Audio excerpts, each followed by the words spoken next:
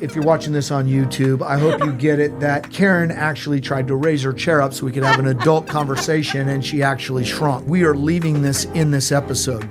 Merry Christmas to everyone. Happy holidays. Love the ugly Christmas sweaters. I went all out on this. There you go. Perfect. Everyone loves spending time with family and friends over the holidays and Christmas time. We really start to get into what sort of financial gifts can people do and where is it?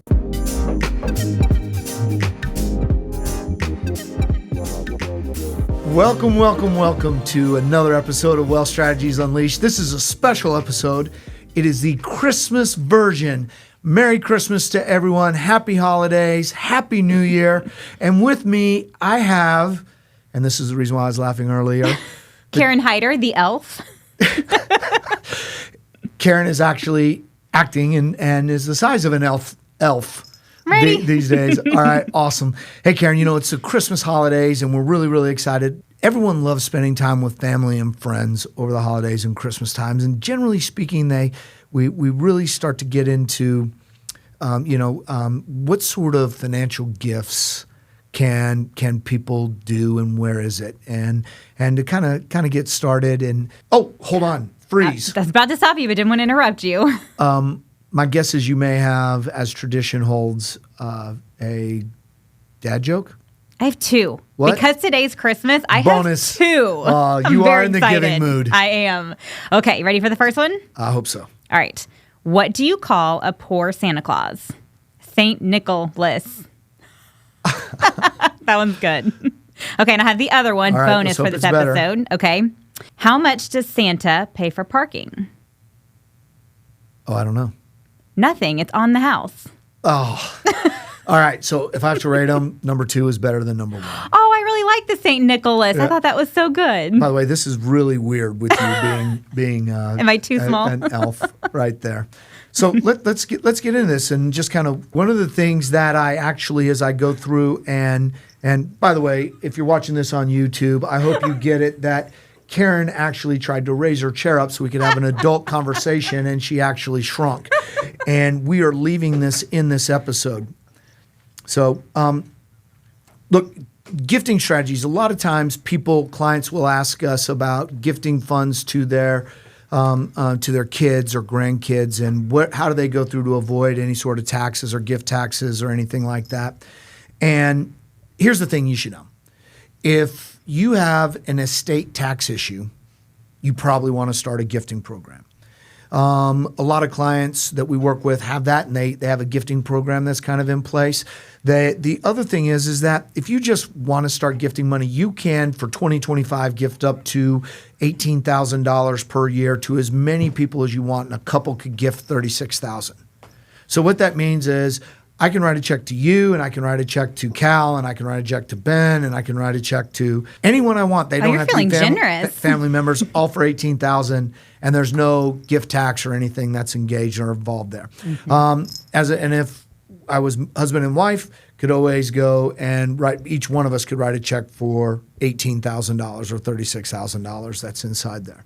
So that's one way that you can go to be gifting. The other thing, a lot of people, especially grandparents, want to think about is that how can I help out with college? And you can actually front load 529 plans. Each person could gift into a 529 plan $90,000 or $180,000 into that 529 plan. Now you're basically front loading and giving all those gifts for the first 5 years. Mm-hmm. And then you can't do it anymore, and there are limits to the amount that you can contribute to some 529s, and you have to be aware of that. The reality is that if you have a 8-year-old and you gift $180,000, depending on where they're going to go to school, those private Ivy League schools will cost more, mm-hmm. but you probably in all likelihood are covering all plus some of a state school, right? Yep. So you probably don't need to do that much. Now, the other thing that a lot of people think about is, what if I want to help my kids out buying a new home, mm-hmm. right? You can actually gift an unlimited dollar amount to help your kids buy a home. However, if it is over that $18,000 limit for 25, it'll be $19,000 next year. You need to make sure that you're utilizing there'll be some tax forms, and you want to communicate and work with your CPA to make sure that everything stays kind of above board. So if you were going to help some kids out and you wanted to give them $70,000 or $36,000, you can write that check for the home to do that, and it drops it down. But if you wanted to do more, you just need to make sure that you're doing it the most efficient way so that you and your family have the most options when it comes to taxes, whether it's gift taxes or estate taxes. Yeah, well, and we're right at the cusp of the new year. You could actually do $18,000 this year per spouse, and then turn around January 1 and do $19,000 in the new year per spouse. So right? Yeah, that strategy you too. can do that. And so you got to. Yeah, that's a good point. I think Christmas is the right time to be talking about. Sometimes the best gifts out there are not money related. So I would argue that financial literacy is a really good gift to pass on to the younger generation. What are some ways that parents and grandparents can be passing on financial literacy to their children and grandchildren? Yeah, this is something we work with a lot of clients on, right? And I think that this is really important because as we know, as we've worked with our clients' kids and some grandkids, they don't even know where to begin. Yeah. They're in their lives. They're at a different stage, whether they are starting to have kids or in school, to understand where it is. There's a lot of things. Number one is that having a serious conversation with them about simple things, right? One of the things that I did with my kids that always made them mad is that they took a certain portion of whatever income they made, whether it was from babysitting or any of the other things that they did that made money while they were teenagers.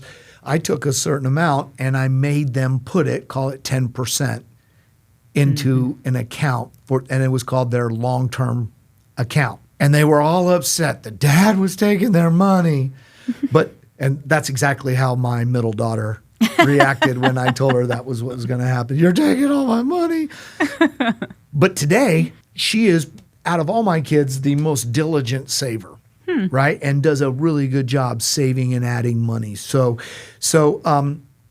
teaching them about saving and teaching them how easy it is just a little bit. Now, parents and grandparents, one thing that you can go through to do is you can establish if they're younger than 18, custodial IRAs or custodial Roth IRAs, which would be 10 times better for them. And you can actually go and start funding their retirement and tax-free income in retirement. Yep. And that's a place that they can go and learn. I think it's vitally important to have serious conversations with kids about how controlling your debt is vitally important. Don't go and buy something that you can't afford to have paid off quickly. Yep. Right? There's all sorts of stories out there that talk about kids that graduate. Not only graduate from college, not only do they have all of this student debt, but then they also have all this credit card debt. Right. How many college kids do we hear about that don't understand what a credit card truly is, and they go spending on it, running up these massive bills on it, not realizing how these work and the power of compounded interest on these credit cards. Yeah, so I agree. It's very important to be teaching smart debt and how debt actually works at a young age. Yeah, and I think it's important to have conversations, not necessarily with that 8-year-old, but as kids get older, call them 14, 14 plus, let's say, is having not long, in-depth, adversarial type of conversations, but conversations about being responsible. One of the things that my wife did that I thought was absolutely great is that they always had to help make like their gas. We would cover enough gas for them to go to school, home, and a little bit extra in case we needed or want them to run an errand. They're off running around doing their own thing, and they're driving 2,000 miles a week. That extra gas, that's on them. That's smart. And they come and say, I'm out of gas. Well, Your problem to figure out. Yeah, because I'm not buying. You're not getting any more money until. And so, being serious about that, and sometimes you learn the greatest lessons when you actually have to figure it out. Absolutely. Right. And so helping them having serious conversations, and I always find it very rewarding when I sit down with a younger person, and you get it so that they kind of understand about what a mutual fund is or an ETF or an individual stock. But they also understand that if I stay disciplined, my life is going to be a lot easier. I'm going to have that freedom. Absolutely. Well, yeah, because in those conversations, we're most definitely talking about the power of compounding, showing them how much of a difference starting early, giving it time, and the power of compounding to work, how much it makes a difference in their life later on with that early start. That's right. The other thing I would add too, we talked a little bit about things to teach that 14-year-old versus an 8-year-old. I think something that parents can be doing in those younger years, whether it's 8 years old or even younger than that, is the power of saving for things that they want. So teaching those goals early in life, though we don't call it goals for children, if the desired item is what's the hot child's electronic right now? Is it a Nintendo Wii? What would that be? We're not cool enough to even know. No clue. It's a really nice fishing rod. Okay, there we go. So the $100 or more fishing rod, rather than just giving the child $100, saying, okay, let's take your allowances or your gifts from grandparents or whatever that may be, saving those up in the piggy bank. And then when you reach 100, asking them, is this still the goal of what you want to go buy? And if it is, then go buy it. And they feel the ownership of saving and then being able to achieve that goal. People appreciate things so much more if they have skin in the game. Absolutely. If I give you $100, you're probably likely to go spend it a lot more freely than if you earned it. Okay, so what about charitable gifting? There's a lot of different ways that clients and investors can achieve those charitable goals. Let's talk about some of those. Yeah, because this is Christmas. A lot of people are in a giving mood. Yep. We've talked a lot about this, charitable giving and things to go through to do. And in our episode 47, we actually dig into this. So we did. They can go back and dig in. I would encourage everyone to go back to listen to that. But there are a lot of things that you can do, right? One of the things that we find with a lot of clients is using what are called donor advised funds.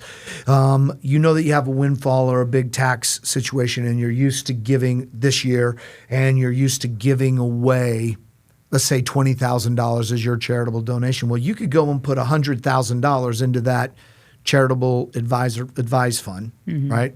Donor advised fund, rather. You can put $100,000 in there and get that full $100,000 deduction today. All right. Now, it's important to note, you do not get dollar for dollar benefit. It is whatever your tax bracket benefit off of it. And then over the next 5 years, when you do those contributions or donations, you make it out of that donor advised fund. A lot of people really love that, especially if they have a big windfall. They just did a Roth conversion. We've got a lot of taxes that are going to be due. How can we reduce that because I'm giving all the rest of this away? I had a huge bonus, or I sold a lot of stock, or I had a stock option come due, or something like that, right? Boom. That's the way to go through to do that. You get the other thing is you can make just direct contributions to those charities and make sure you keep the records of where and what it is. A lot of people donate cars, boats, property that they don't use anymore, all that kind of stuff. And so there's a lot of way to do that. Now, backing up to what we were just talking about, one of the things that I absolutely love is when you have that donor advised fund. It is, and going back to what are some non-financial gifts, one of the things that we did is we have our kids, we started this at a young age, name and justify a charity that we were going to make a donation to. Oh, I like that. Right? So it gets those kids into understanding that, hey, look, we're fortunate. This is a cause or something that I believe in, and I want to and get them to also be involved, teaching them around that, I think is really, really good. It's interesting to see what they come up with. Did each of your 5 kids pick a different one? Yeah, and the way that we did it is we made everyone kind of go to sell everyone else. They had to do a presentation of some sort. Yeah, this is going to make me seem like I'm a Nazi weirdo dad, but it was actually a lot of fun. They all had to go and make why this organization, why this, and I love that. And like my youngest daughter, who. There will never be an animal that will be in the same zip code that she won't stop and touch or pet. All right, she absolutely loves animals.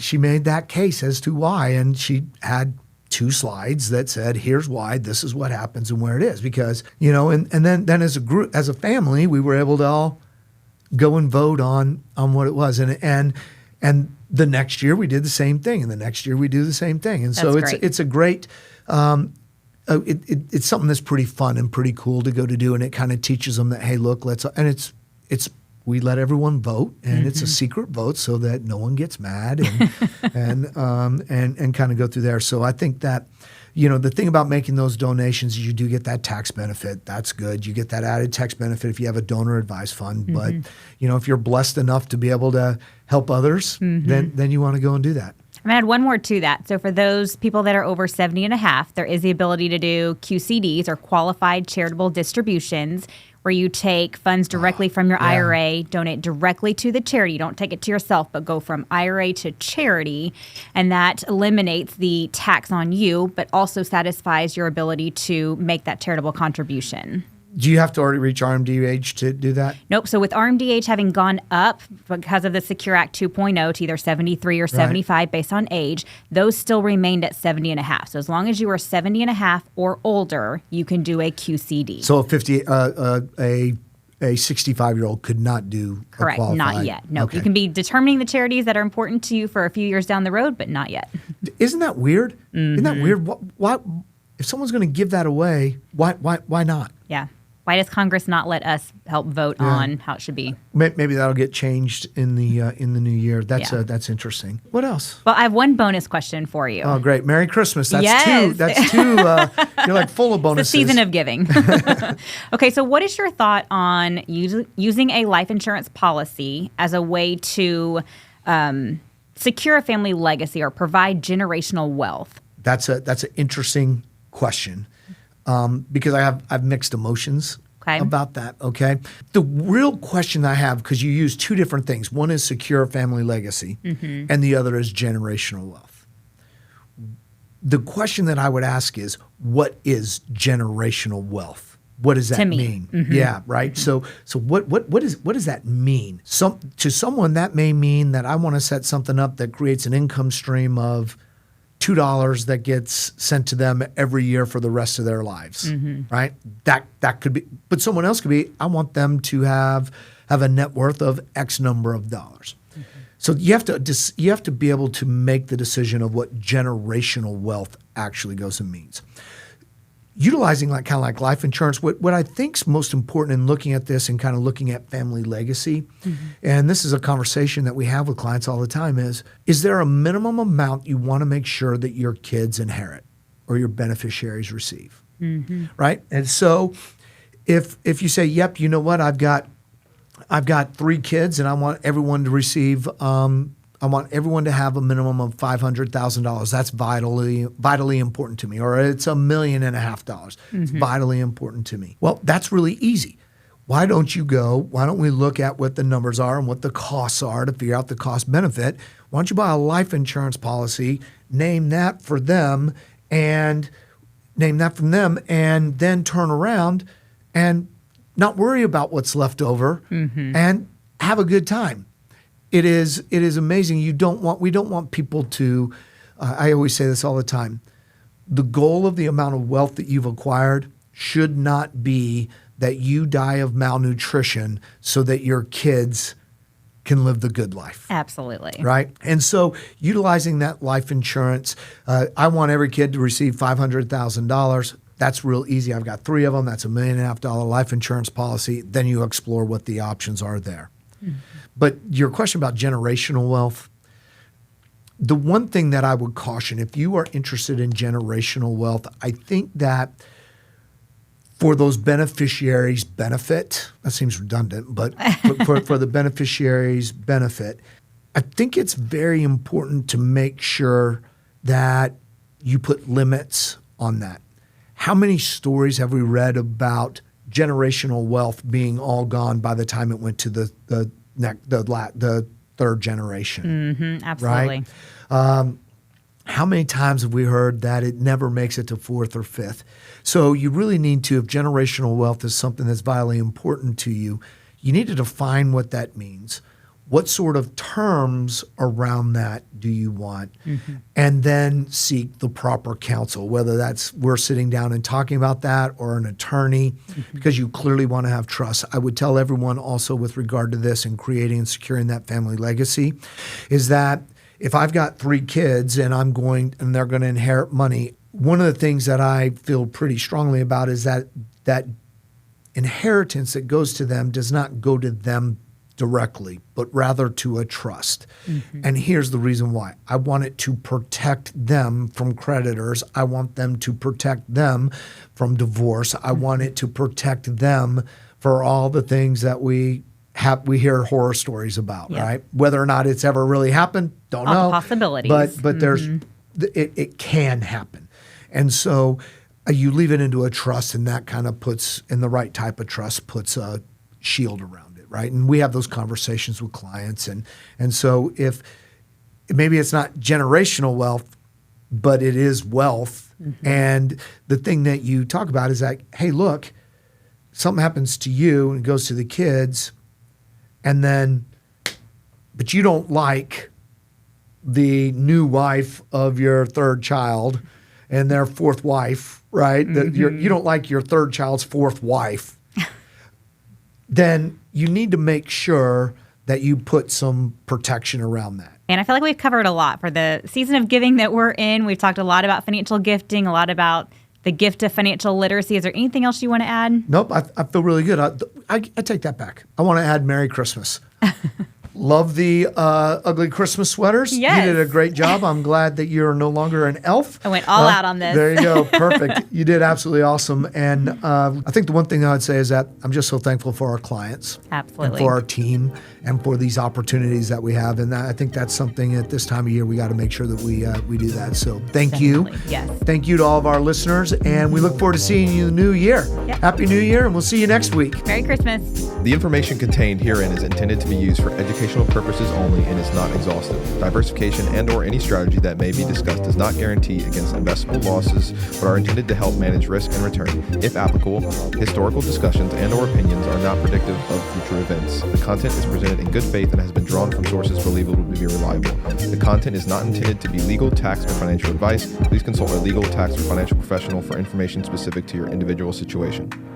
This work is powered by Concenture Wealth Management, registered representative of Sanctuary Securities, Inc., an investment advisor of Sanctuary Advisors, LLC. Securities offered through Sanctuary Securities, Inc., member FINRA, SIPC. Advisor services offered through Sanctuary Advisors, LLC, an SEC registered investment advisor. Concenture Wealth Management and the DBA of Sanctuary Securities, Inc., and Sanctuary Advisors, LLC.